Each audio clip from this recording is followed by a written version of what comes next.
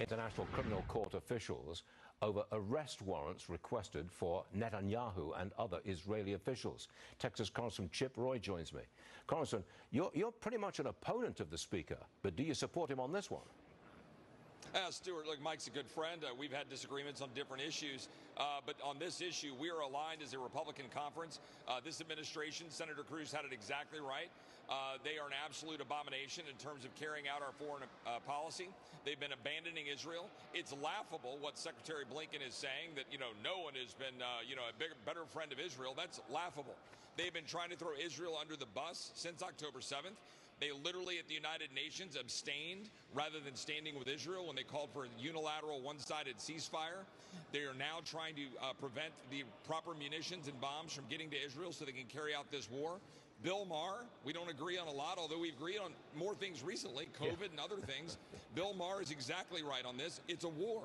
And Israel is going to be studied for years to come on how they've carried out attacking Hamas, intertwined with civilians in urban warfare, with less than a 2-to-1 ratio on civilians to combatants. It's pretty extraordinary. They've given, 15 million leaflets they dropped. They had 75,000 voicemails. They sent text messages, give them 2 weeks notice. They are trying to do everything they can to protect civilians. We stand with them. And this ICC attack on Netanyahu is completely unacceptable. It's an illegitimate court.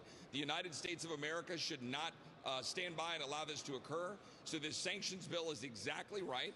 I applaud Speaker Johnson, Chairman McCall, for joining on with what I'm trying to do with Brian Mast and Elise Stefanik. We have 50-something co-sponsors. We have a great bill that would sanction the ICC for doing what they're doing to attack Netanyahu. Unprecedented, unacceptable. America should not stand for it. Change the subject. We got new court documents showing the administration authorized the use of deadly force during the FBI's raid on Trump's Mar-a-Lago home in August 2022. Was this necessary, Congressman?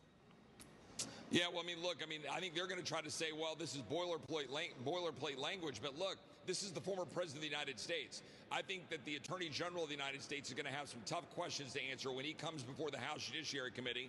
Not only this, going after and risking the lives of the people around the former president and potentially endangering him while carrying out what essentially was a sham, like storming of Mar-a-Lago. Now he needs to answer for what he's doing. We held him in contempt because he's trying to hide behind executive privilege when he has no such executive privilege with respect to what they're doing with President Biden. And frankly, this is ridiculous prosecutions under the FACE Act. They put a progressive activist in jail for 5 years for protesting at an abortion clinic.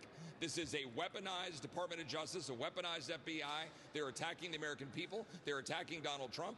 He has some questions he needs to answer before the House Judiciary Committee. I look forward to seeing him in a few weeks. Briefly, Congressman, did you see Biden's approval rating down to 36% in a Reuters poll? How did he rebound from that? I don't know. I don't know who those 36% are, but they're not living in the same country I'm living in because inflation, open borders, ceding our position on the world stage. Look, I think things are looking good for Republicans in November, but we've got to lead. We need to do this on the ICC. We need to do a good job on the fiscal year 25 spending bill, and we need to develop a plan that is clear for the American people that we will secure the border and do what we said we would do come January if they will give us the White House, the Senate, and the House. Congressman Roy, you packed a lot into 3.5 minutes. Well done, sir. Thanks, Stuart. God bless. We'll see you again soon. Thanks a lot, sir.